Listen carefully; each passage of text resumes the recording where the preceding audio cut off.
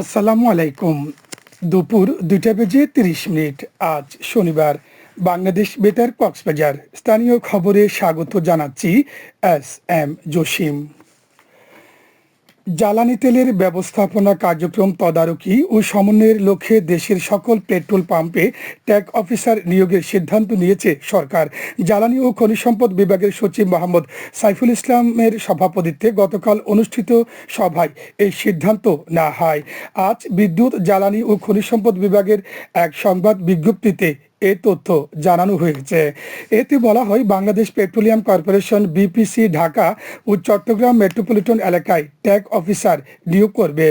এছাড়া অন্যান্য জেলা ও বিভাগীয় শহরে জেলা প্রশাসক এবং উপজেলাগুলোতে উপজেলা নির্বাহী কর্মকর্তা একজন সরকারি কর্মকর্তাকে ট্যাগ অফিসার হিসেবে নিয়োগ দেবেন।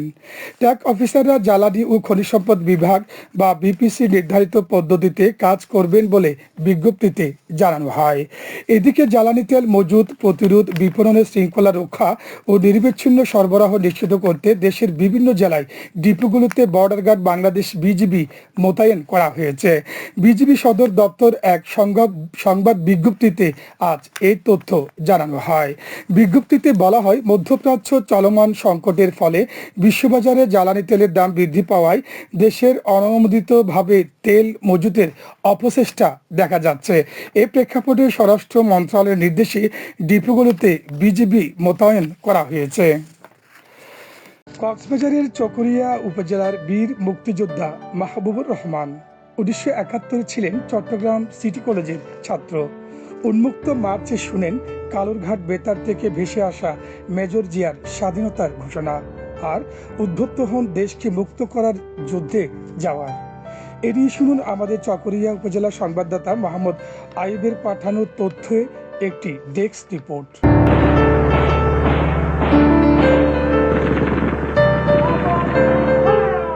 1971 সালে চট্টগ্রাম সিটি কলেজের ছাত্র ছিলেন চকরিয়া উপজেলার কাকারা গ্রামের বীর মুক্তিযোদ্ধা মাহবুব রহমান। যুদ্ধ চলাকালে ছিলেন 20 বছরের তরুণ। ওই সময়ের 1 মার্চ তৎকালীন পাকিস্তানের প্রেসিডেন্ট ইয়াহিয়া খানের জাতীয় পরিষদের অধিবেশন স্থগিত ঘোষণার পরপরই সারা দেশে ছড়িয়ে পড়ল স্বাধীনতার আন্দোলন।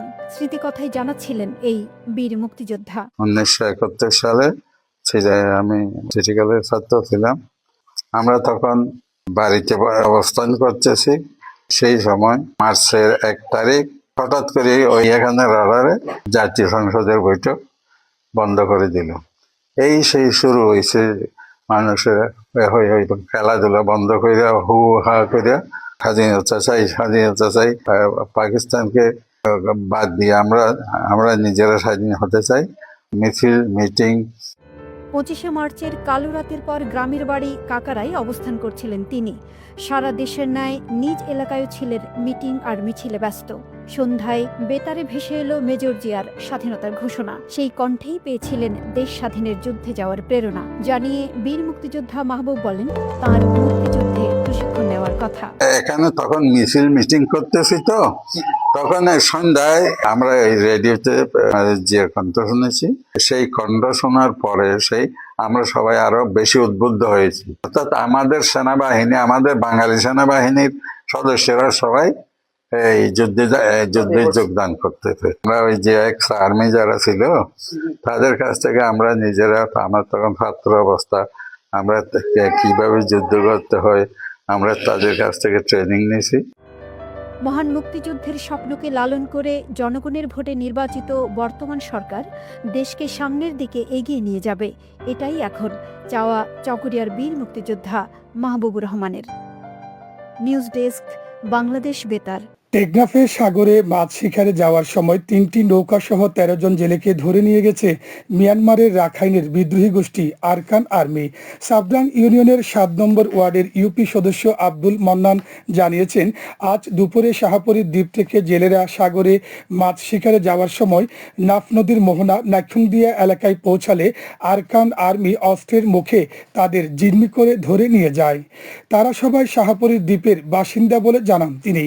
এই বিষয়ে বিষয়ে উপজেলা নির্বাহী কর্মকর্তা মোহাম্মদ ইমামুল হাফিজ নাদিম জানিয়েছেন, কোনো জেলে পরিবারের পক্ষ থেকে এখনো বিষয়টি লিখিতভাবে জানানো হয়নি। অভিযোগ পেলে আইনশৃঙ্খলা রক্ষাকারী বাহিনীর মাধ্যমে প্রয়োজনীয় ব্যবস্থা নেওয়া হবে। উল্লেখ্য, বিভিন্ন সময়ে আরকান আর্মির হাতে আটক 172 জন জেলে রাখাইনের কারাগারে বন্দী রয়েছে। গত 16 ফেব্রুয়ারি 73 জেলেকে বিজিবি ফেরত এনেছে। মহেশখালীর গোরখঘাটা বাজারে উপজেলা প্রশাসনের উদ্যোগে ভ্রাম্যমাণ আদালত পরিচালনা করা হয়েছে। এ সময় 3 জন ব্যবসায়ীকে জরিমানা করা হয়। আজ সকালে পৌরসভার গোরখঘাটা বাজারে এই অভিযান পরিচালনা করেন উপজেলা নির্বাহী কর্মকর্তা ও নির্বাহী ম্যাজিস্ট্রেট ইমরান মাহমুদ ডালিম। অভিযানে বাজারের ফুটপাত অবৈধভাবে দখল করে জনদুর্ভোগ সৃষ্টির অপরাধে 3 জন ব্যবসায়ীকে 7,000 টাকা জরিমানা করা হয়। উপজেলা নির্বাহী কর্মকর্তা বলেন, ফুটপাত দখল করে পথচারীদের চলাচলে কোনো বিঘ্ন সৃষ্টি করা যাবে না। এ বিষয়ে ব্যবসায়ীদের সতর্ক করা হয়েছে। আবহাওয়া আগামীকাল দুপুর 12টা পর্যন্ত 24 ঘন্টার পূর্বাভাসে বলা হয়েছে, আকাশ আংশিক মেঘলা সহ মেঘাচ্ছন্ন থাকতে পারে। সেই সাথে 2-1 জায়গায় হালকা থেকে মাঝারি ধরনের বৃষ্টি অথবা বজ্রসহ বৃষ্টি হতে পারে। কক্সবাজার সমুদ্র বন্দরের জন্য কোনো সংকেত নেই। আগামী 24 ঘন্টায় দিন ও রাতের তাপমাত্রা প্রায় অপরিবর্তিত থাকতে পারে। আজ সূর্যাস্ত যাবে সন্ধ্যা 6টা 6 মিনিটে। আগামীকাল সূর্যোদয় হবে ভোর 5টা 50 মিনিটে। আজকের সর্বনিম্ন তাপমাত্রা ছিল 23.5 ডিগ্রি সেলসিয়াস এবং সর্বোচ্চ তাপমাত্রা ছিল 32 ডিগ্রি সেলসিয়াস। এখন জানিয়ে দিচ্ছি বাঁকখালী নদীর মোহনা ও সংলগ্ন এলাকার সামুদ্রিক জোয়ার ভাটার সময়সূচি।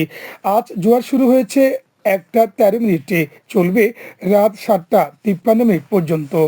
ভাটা হবে রাত 7টা 53 মিনিটে, চলবে রাত 2টা 15 মিনিট পর্যন্ত। পুনরায় জোয়ার শুরু হবে রাত 2টা 15 মিনিটে, চলবে আগামীকাল সকাল 8টা 28 মিনিট পর্যন্ত।